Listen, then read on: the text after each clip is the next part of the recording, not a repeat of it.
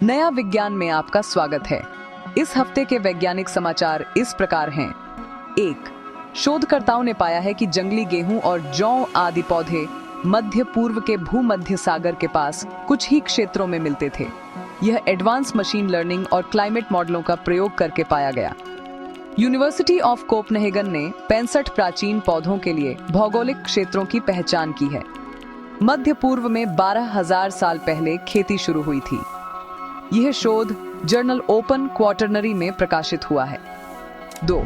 Space x crew 12 सफलतापूर्वक अंतरिक्ष space station पर पहुंच चुका है। स्पेस एक्स ने फाल्कन 9 रॉकेट की सहायता से रूसी अंतरिक्ष यात्री एंडे फेडेयाई, नासा के अंतरिक्ष यात्री जैक हाथवे और जेसिका मेयर और यूरोपीय स्पेस एजेंसी की सोफी एडनांट को अंतरिक्ष स्टेशन पर पहुंचाया। ये अंतरिक्ष यात्री 8 महीने के लिए अंतरिक्ष स्टेशन पर रुकेंगे और शोध कार्य करेंगे। 3. आपने अक्सर बिल्लियों की आंखों को रात में चमकते हुए देखा होगा। सभी आंखों में रेटिना होती है। रेटिना आंख के पिछले हिस्से की वह पतली परत होती है जो प्रकाश को सोखती है और उन सिग्नल में बदलता है जो हमारा मस्तिष्क समझ पाता है। बिल्लियों के रेटिना के पीछे एक शीशे की तरह परत होती है जिसे टेपेटम ल्यूसिडम कहते हैं। मनुष्यों के पास यह नहीं होता है। जब प्रकाश बिल्ली की आंखों की रेटिना से गुजरता है तो यह अवशोषित नहीं होता, बल्कि यह टेपेटम ल्यूसिडम से टकराता है और वापस रेटिना से होते हुए परावर्तित हो जाता है। इस प्रकार यह बिल्ली की रेटिना को प्रकाश रोकने सोखने के 2 मौके देता है। इस कारण बिल्लियां कम रोशनी में भी देख पाती हैं। बिल्ली की चमकती हुई आंखें वास्तव में वह प्रकाश है जो टेपेटम ल्यूसिडम से टकराकर वापस आता है। गाय, भेड़, बकरी और घोड़ों में भी यह विशेषता होती है। 4. भौतिक विज्ञानियों ने प्रोटॉन की चौड़ाई की अब तक की सबसे सटीक माप की है।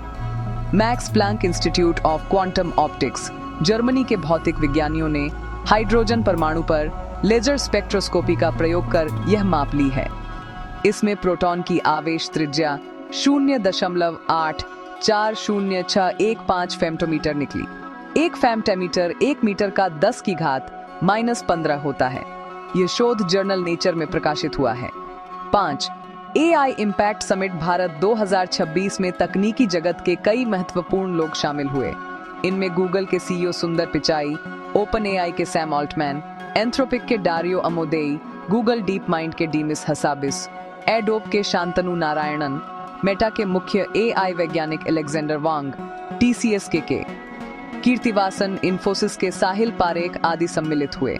इस समिट में 70 देशों ने AI गवर्नेंस के रोड मैप के लिए India AI impact summit declaration पर हस्ताक्षर किए। भारत पैक्स सिलिका गुड से भी जुड़ा। इससे भारत में इलेक्ट्रॉनिक्स और जरूरी खनिजों की सप्लाई चेन मजबूत होगी।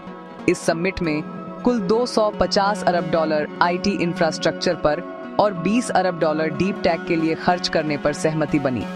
वर्ष 2027 का समिट जिनेवा, स्विट्जरलैंड में होगा। 6. मधुमक्खियां हमारे पहले की सोच के मुकाबले कहीं ज्यादा सटीक रूप से अपने रास्ते पर उड़ती हैं। यूनिवर्सिटी ऑफ फ्राइबर्ग, जर्मनी के शोधकर्ताओं ने मधुमक्खियों के उड़ने के इस सटीक व्यवहार का अध्ययन किया है।